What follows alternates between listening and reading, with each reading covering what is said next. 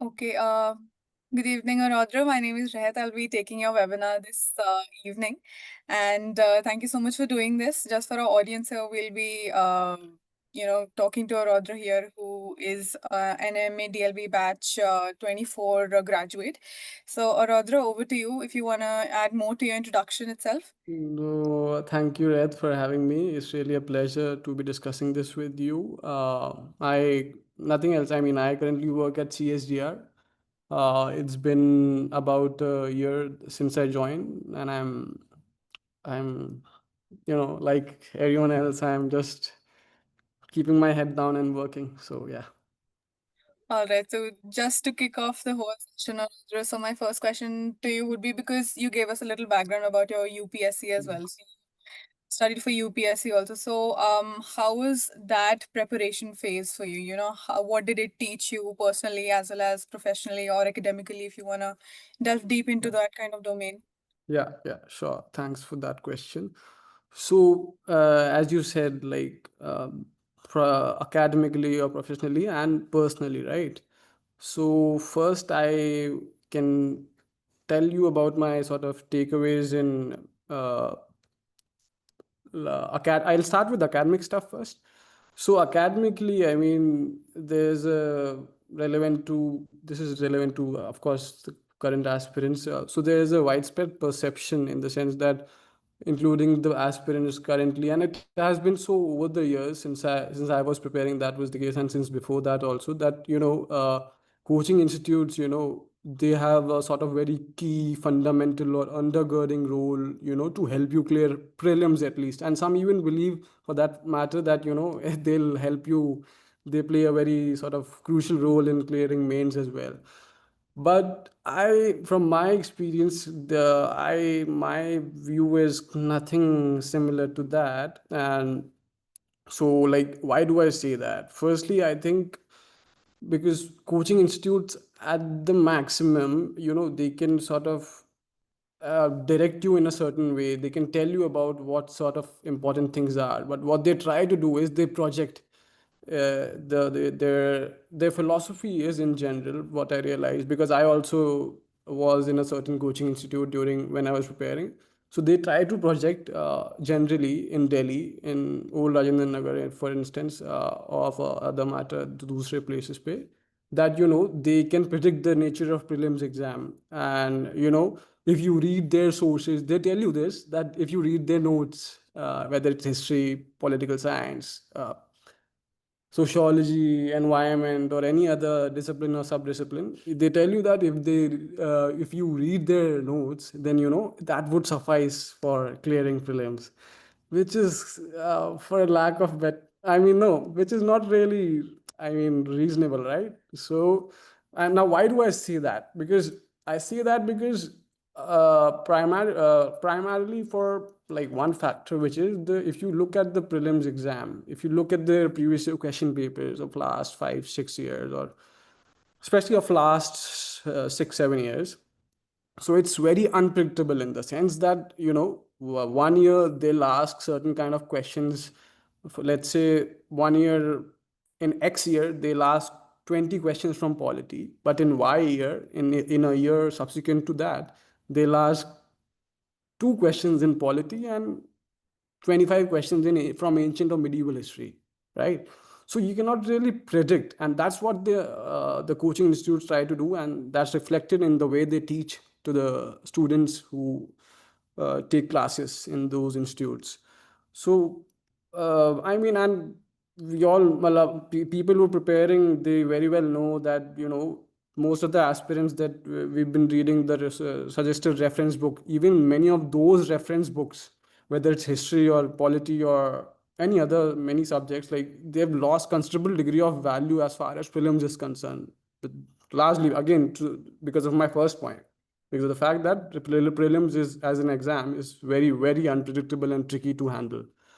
So, I mean, my view is that as far as coaching institutes is concerned, their sort of utility is confined to, let's say, you grasping or understanding some technical concepts which are there, whether it's prelims or mains. It could be in any subject where you are weak or otherwise, right?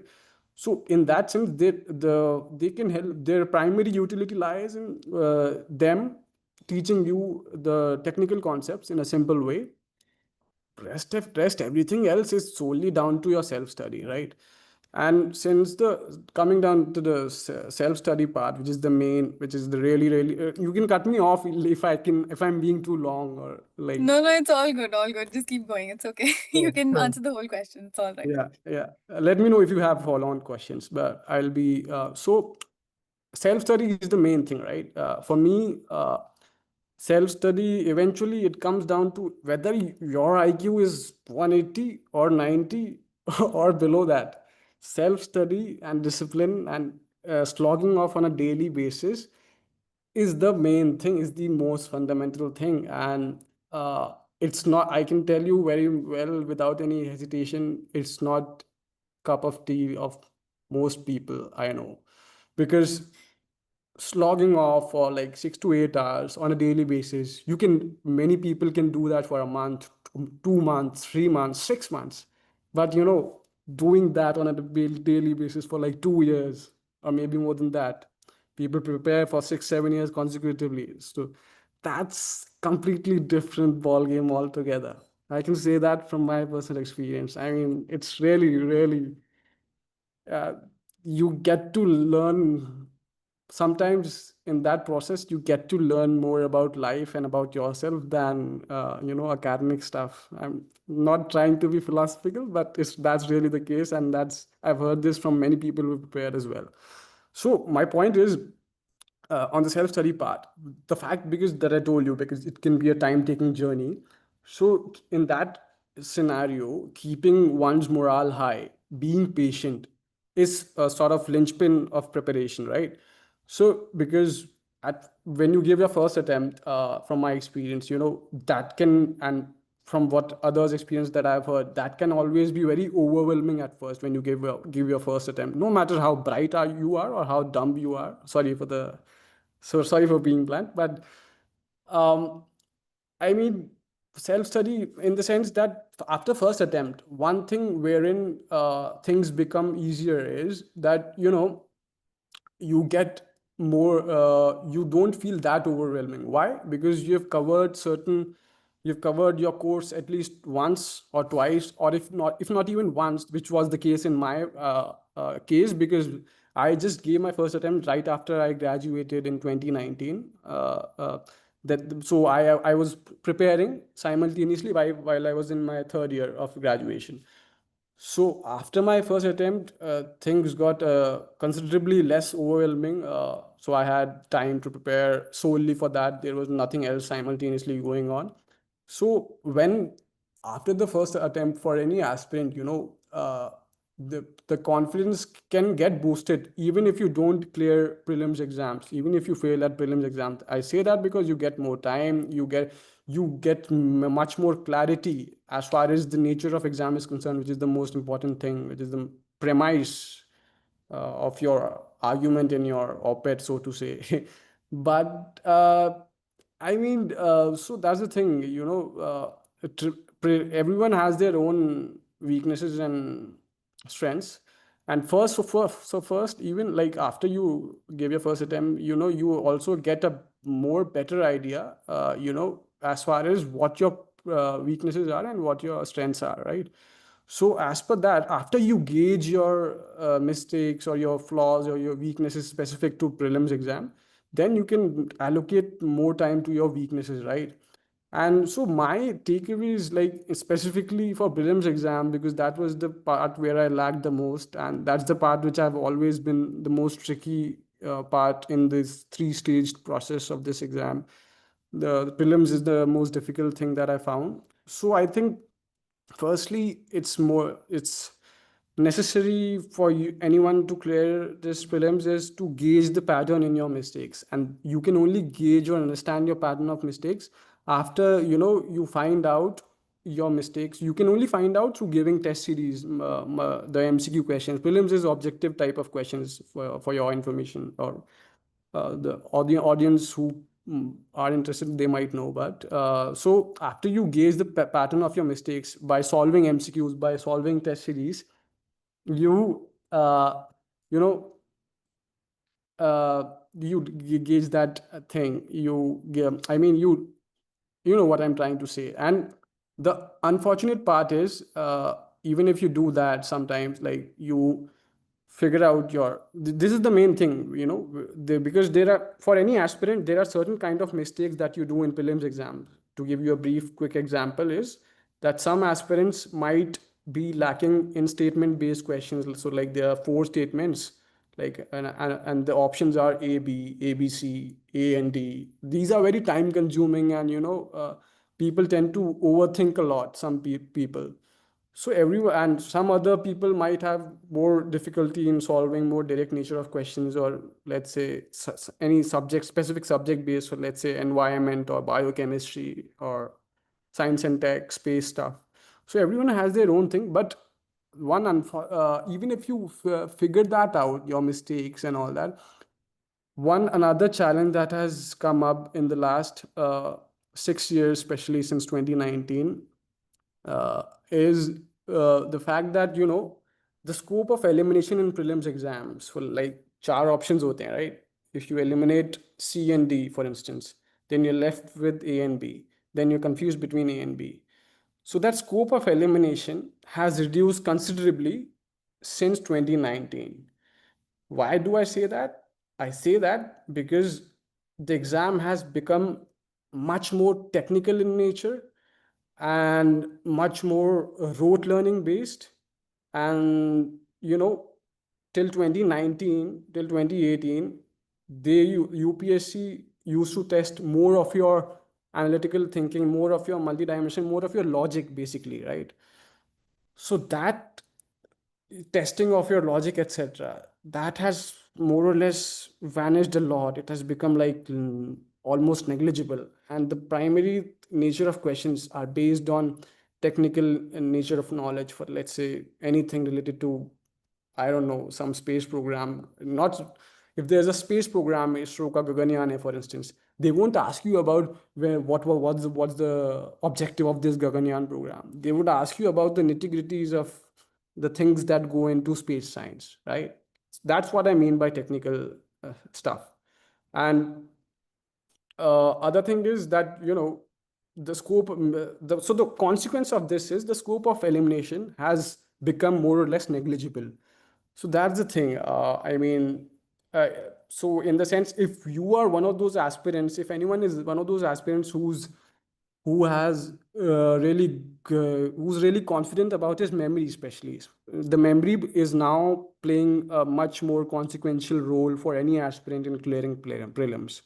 So the memory part, for instance, so if your memory is weak, which was definitely the case in my part, so in those cases you're supposed to spend much more time, of course, on revision. So let's say a person who has strong memory might need to read a source for, let's say, 5 times, right? But a person who has weak memory, he or she will have to read that particular same source at least 10 times. So the revision part has the salience of that has increased a lot over the last 5 6 years. And the test series part, when you're practicing test and prelims to gauge the pattern in your mistakes, and being calm. Now the fact that the scope of elimination has become negligible, so being calm in those 2 hours when you sit in that final day of the exam, in those 2 hours, being calm and composed, and to handle those tricky curveballs, that's the main thing, right? So I can come to the personal part if I could, the personal takeaways, Yeah, sure. Please go ahead. right? So, So I would also like to yeah, add my other question also to this. yeah, So, since you're already talking about, personal takeaways from your UPSC preparation, I would also want you to delve a little more into how, you came to the conclusion that you want to do international relations as well. yeah. And also why Jindal? Like, how did Jindal Mhm. come into your, line of sight of institutions that you wanted to pursue your international relations course in? Can So, I yeah. talk about the personal first, then your Yeah, yeah, question? sure, sure. Yeah, of course. So because that will be all orderly. So personal takeaways is, so from my experience, I prepared for uh, more or less 3 years, let's say, if I include the third year graduation wala part. So, my personal, in the sense, uh, positives that I inculcated into my, whether you can say personality or mindset or habits, etc. First thing is, of course, the discipline without a doubt.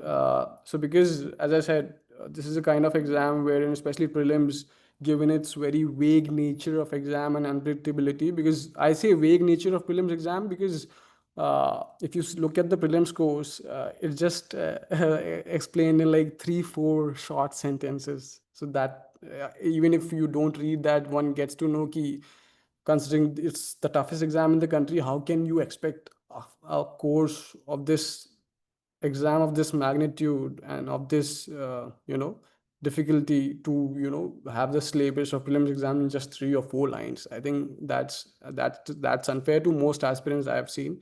So I might have deviated, but why I was stressing for the discipline part. So that's the thing, no. The fact that it's so unpredictable and the vague nature, of course, it requires, let's say, in every, I mean, every experience of every aspirant differs. Some study, some say that 6 hours a day on a daily basis is enough. For some, even 12 hours a day, it's not enough.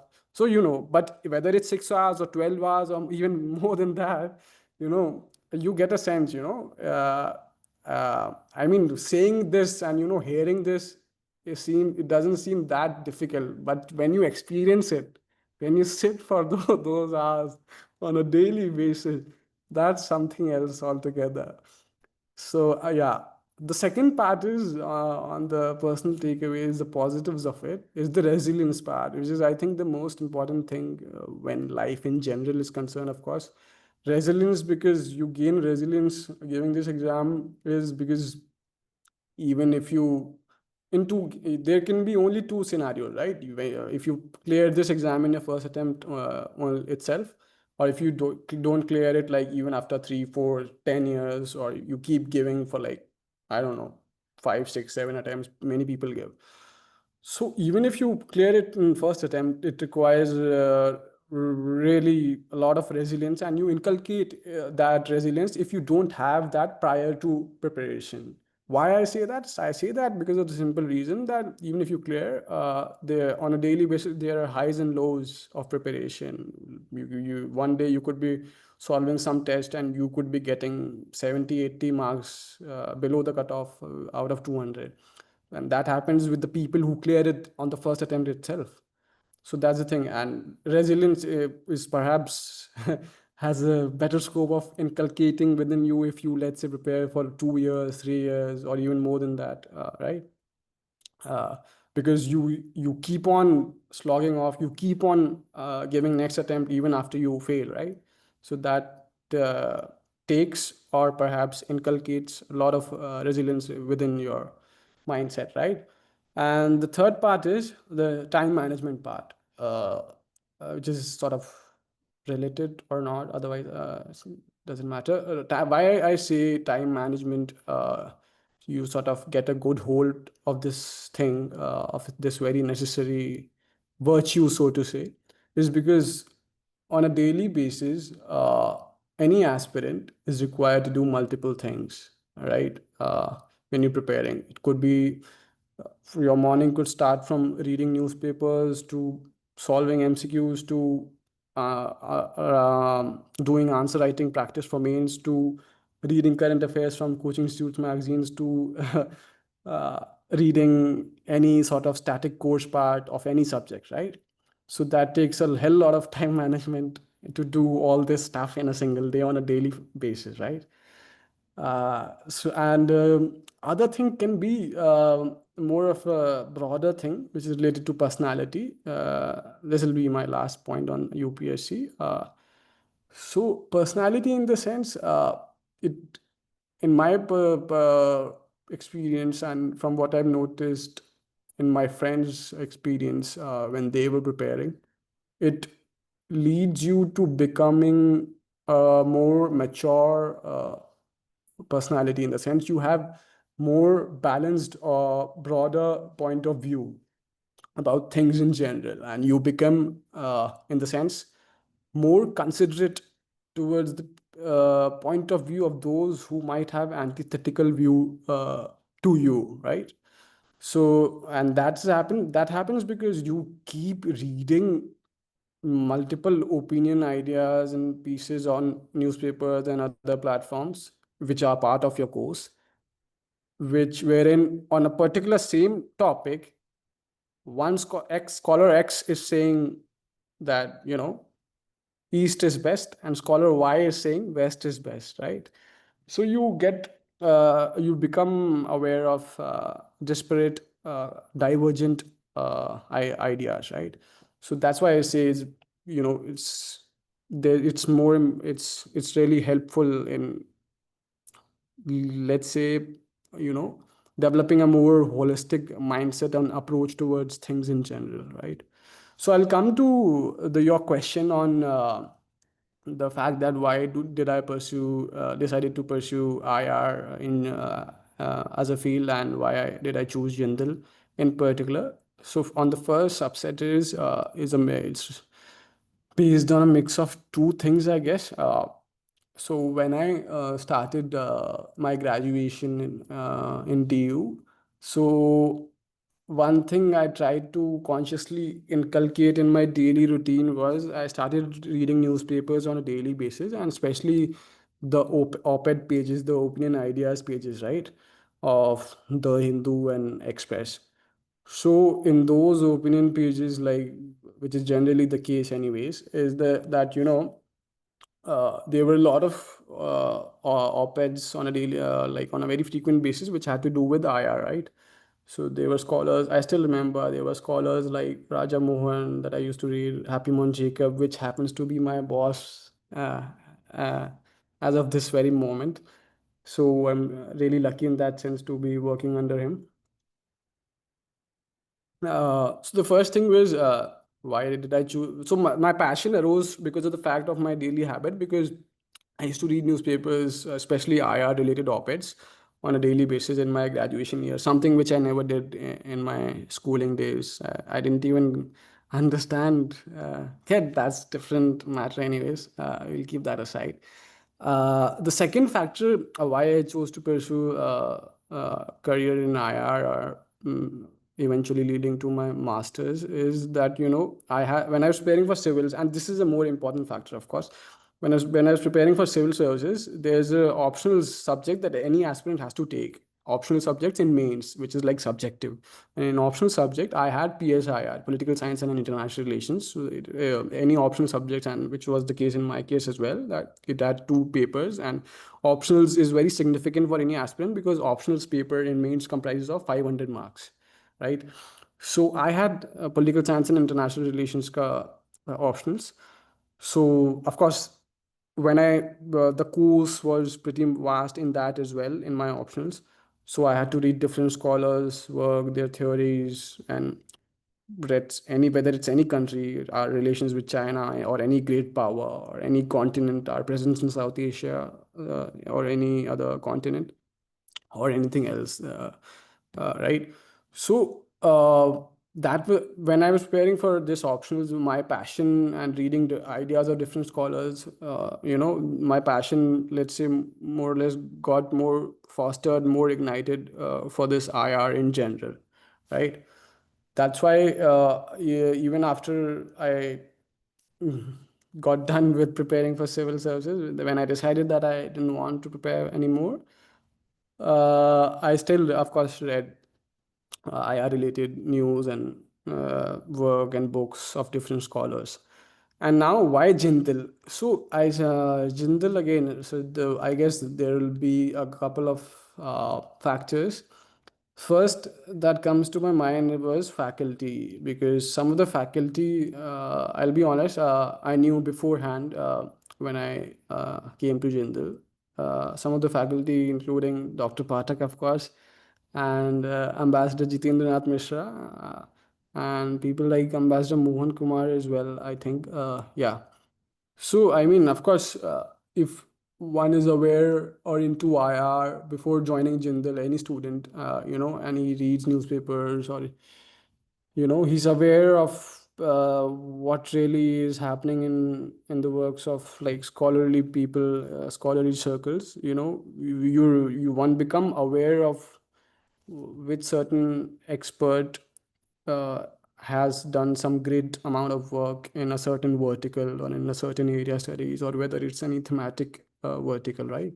So I knew these people beforehand, and that one of the pull factor was certainly has to be this. Secondly is the multidisciplinary curriculum, of course. So that resonated with me also because I prepared for civil services, and it virtually covers a whole gamut of disciplines, sub-disciplines. I mean, the list is endless. So that's why I resonated with it. I thought I'll be fairly all right at it, and you know, I was excited a bit about it also because you don't have those multidisciplinary curriculums in most of the universities, if I'm correct, right? And why multidisciplinary curriculum is also important is that it gives you again holistic point of view, your ability to connect, you know, disparate, dissimilar, diverging dots, so to say, right? And for instance, we also had this uh, SSRM course, Social Science Research Methodologies. This is again something which even many of the universities I've heard during their during one's coursework and PhD programs, they don't really teach you research methodologies, right? So this is not something which is common in India, but that's the case in Jindal. That's the plus point, of course. Another third part, I guess it will be again, I mean, research centers, right? So from my experience, I was in CNES, Center for Northeast Asian Studies, and I was, to be honest, since I knew Dr. Pathak beforehand, in the sense not personally, of course, but I had heard about her name, and I had read some of her works here and there, right? So I was, to be honest, very excited to be part of that center even before I joined. And you know, I mean, the Dr. Pathak was the main magnetic pulling factor, so to say. And yeah, I mean, yeah, before joining you here, that you know, research center are really like, you get a sense that centers, irrespective of any center that you want to join, it's they're really important for, you know, developing your research and writing skills and giving you exposure to different kind of things, events, etc., you know, interacting with ex ambassadors and things like that, right? And what else? Another part can be infrastructure, but in restricted sense, in the sense that like everyone has their own opinion, of course.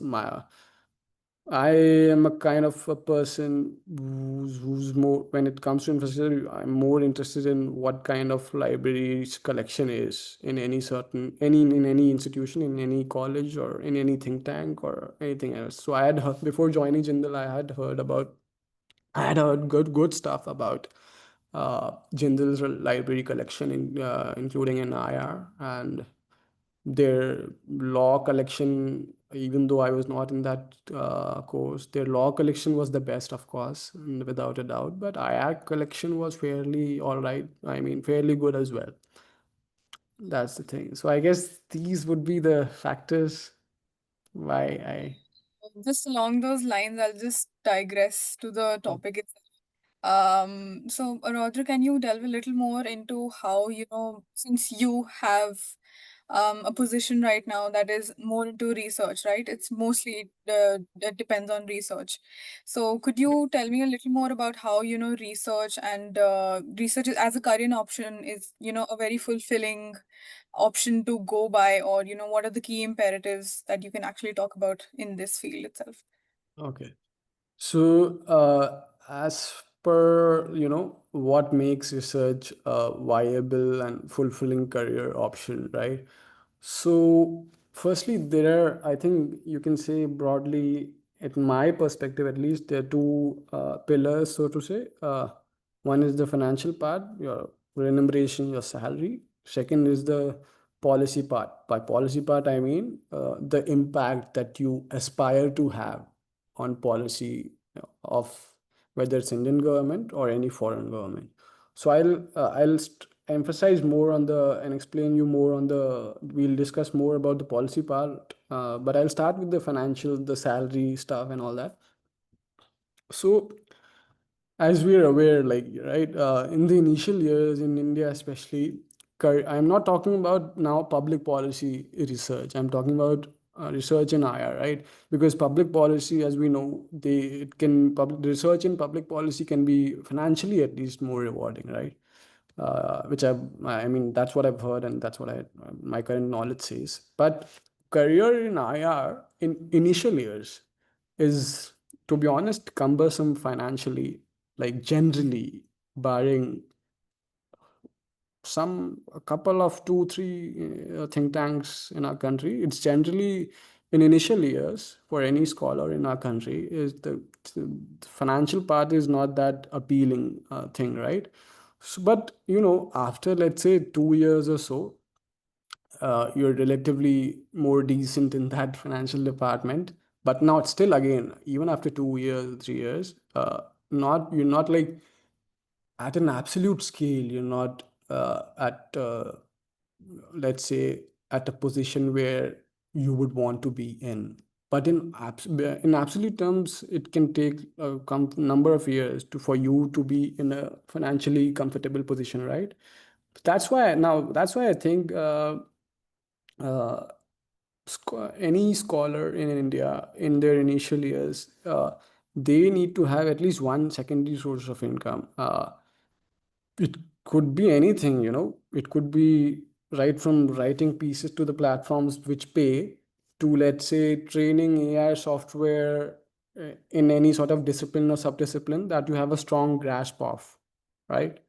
So this is the thing about my financial part in IR research in India.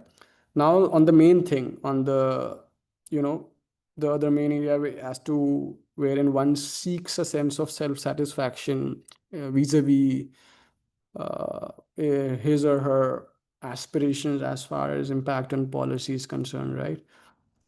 So to begin with, I mean, as we know, today the policy ecosystem is quite expanded and quite vast, right? In the sense, the policy making isn't really confined or restricted towards babus or government offices of government, departments of the day, but think tanks play a role, consultancies play a role. Different multilateral international organizations play a role, right? So now, in the sense that, so I'll give you one example. Let's say basic example, which many of us know. There are variety of dialogues on the topical issues concerning India, right? It could be foreign policy issue concerning India on any sort of vis-a-vis country or any sort of thematic vertical like climate change or cybersecurity or anything else. So, like, let's say there's track 1.5 dialogue, right? Track 1.5 dialogue is what? It's about the two countries negotiating, which involve not only governmental counterparts but also think tank people, right? Of private sector. It could be think tanks, it could be MNCs or any NGOs, etc., right? I personally have not been part of any track 1.5 dialogue directly, at least yet. But what I know is, I know about it because some of my colleagues have and some of my friends have. So as far of my experience of my colleagues, I mean, I cannot tell you like every detail because these things are supposed to be confidential, right? About because these are related to projects of any think tank and etc., right?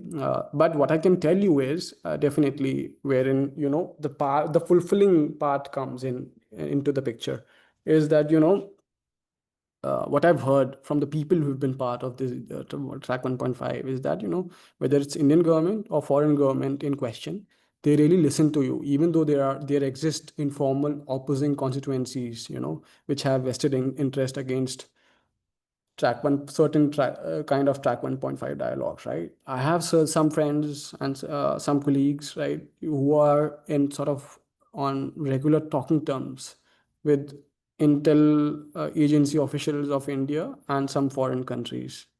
That's why I say I cannot, disclose like everything, right? But the fact that, there are many people in our country working in think tank space, who are part of this, and who are in such good talking terms regularly, even if there's no dialogue happening. They have a sort of very really good bond rapport between, there's a really good, the people who are part of these dialogues, they have there some of these people really develop good bond over the years, even off the negotiating table, right? That itself is quite self-explanatory, I think, as far as the impact that you can possibly have, and how much fulfilling it can feel. But I think, in a way, I'll tell you through a research based example, wherein you can have a better, perhaps in a way, better sense of real world impact, so to say, right? So to give you an example, right, let's say there's someone China expert, right? It could be Manoj Keval Ramani or anyone else, any Indian scholar working on China who has a good knowledge of Mandarin, right? So what happens is, I'll tell you one example. So there's a entity called U.S. China Economic and Security Review Commission. It was established by U.S. Congress. I think it was 2 3 decades back when it was established. So the function of this agency established by U.S. Congress is that it investigates, it monitors, it examines the issues, the national security implications that US could face with its ties, with its economic ties with China, right?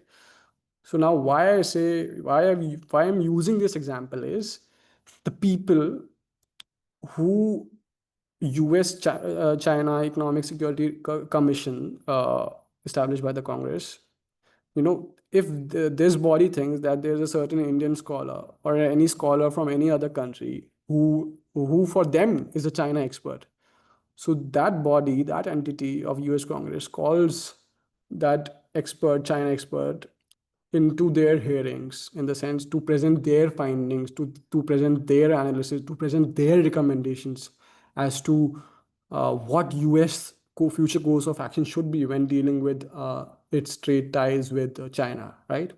So this is a clear example of tangible linkage between research and policy making, right? That gives a deep sense of self satisfaction, purpose, and right.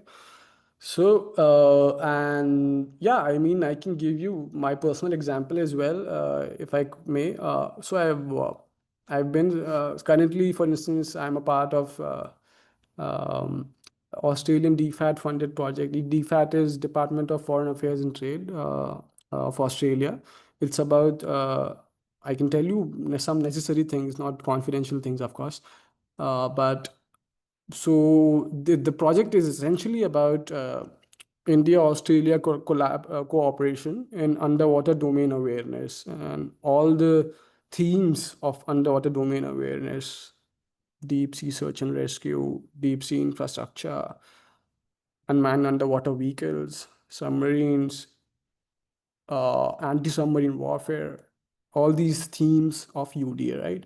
So basically, the main goal of this project through the research that I am part of is that, we give policy recommendations to the Australian DFAT department, wherein based on our assessments and our recommendations, they can take certain actions which eventually lead to deeper and more meaningful cooperation between India and Australia in any facet of UDA. So, I mean, that itself is, I mean, for me at least, it really gives a sense of purpose, a sense of, again, self-satisfaction, and, sometimes I find sort of low key proud, not low key proud, but yeah, I feel proud as well when I when I if I write certain recommendation and it gets approved without any edits or changes from a domain expert who's ex-Navy, right, who are part of our organization. So yeah, I mean, and if your recommendation is eventually in some other way realized on ground, then nothing better, right? So yeah, that's that. The third part is wherein you know the IR as a career can be and please if I'm being too long in my explanation, please do tell. A little over the time, so but Oh, we'll let you finish, of course. Please, yeah, there's one more question, and then we'll yeah, wrap up yeah, the whole sure, session. sure. Then. So yeah, on the this third part is the I guess like you can say there are two different things. So it depends. I mean, there's this you can say I can tell you about the more important part, I think. Yeah. So the scope of public engagement, let's say. Now the since I've told you about the policy impact, I can tell you about the something which is completely different. I'll be quick. The scope of public engagement, what I mean by that is basically, when you, let's say you write for publications which have a very sort of broad based audience in millions, or you present your findings in closed door briefings to policymakers, or you appear in national television media debates, or things like that, which have a wide audience base. This again gives you this scholar public general public interface, again gives you a sort of a recognition, let's say, in term and satisfaction in terms of shaping narratives, right? Because the audience pool is quite vast if you're writing for some prominent national daily or appearing on a television debate, or doing some podcast or things like that, right?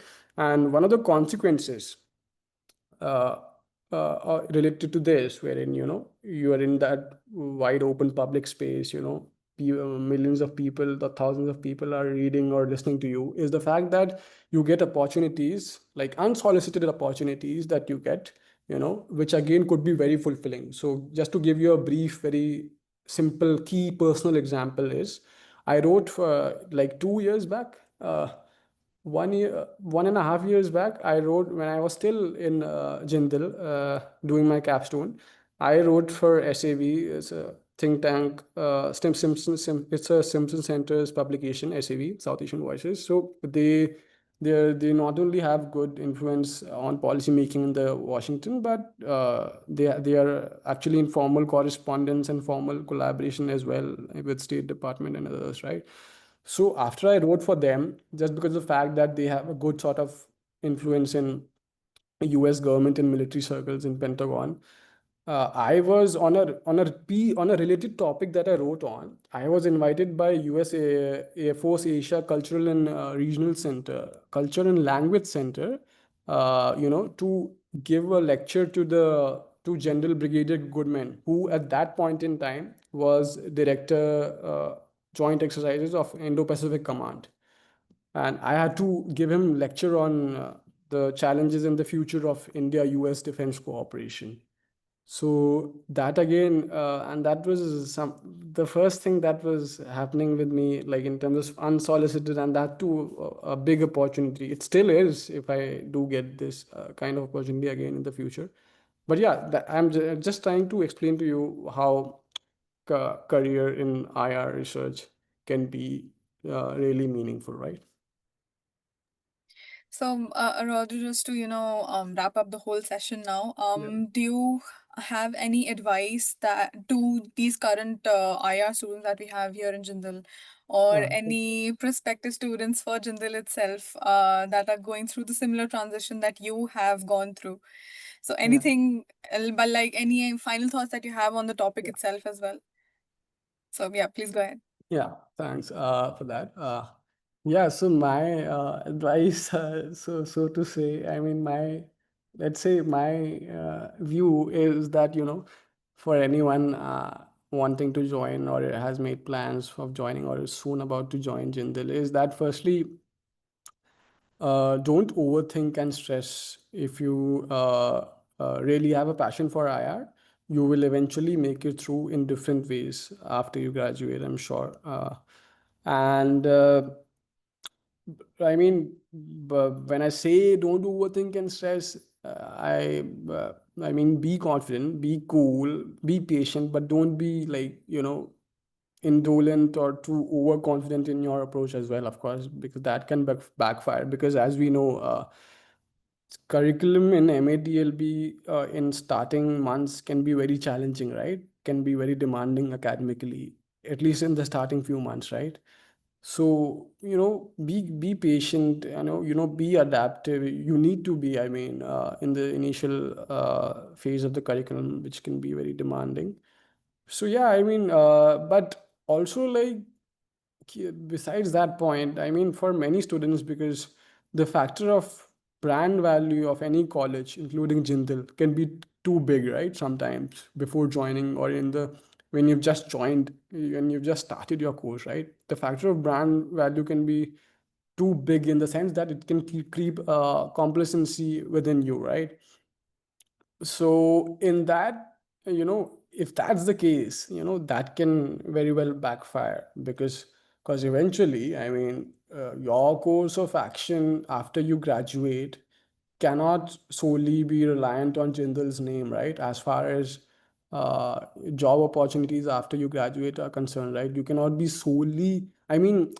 solely be dependent on OCS placement and their connection, their collaboration. Yes, they will do their best in landing you or trying to find opportunities, relevant opportunities for you in your placement. But at the end of the day, over the course of 2 years, it's down to you yourself, right? It's down to you in the sense that you have to keep yourself capable enough over the course of 2 years, whether it's research skills, whether it's any sort of professional skills required in today's market, right? From using Excel sheets to making PPTs to summarizing books in 2 pages to writing policy briefs or polishing your writing skills, things like that, right? So, yeah, I mean, that's pretty much about it, what I have to say about the people who are Mm-hmm. about to join Jindal. Okay, so now that we have like come well over the time, Araudra, Mhm. I'll just wrap up the whole session and Yeah, just thank you for connecting with us. no, Yeah, that's about it. So thank you so much for connecting with us, no, and let's hope to do this again soon. If you want to do sure, sure, another webinar with us, we will definitely reach out to you, or you can reach out to us. sure, sure. So yeah, thank you so Thanks, much. thanks for that. Thank you, Thank, thank you. It was not a a pleasure problem. discussing with you. Yeah, Thank you so much. Bye bye. yeah. Bye.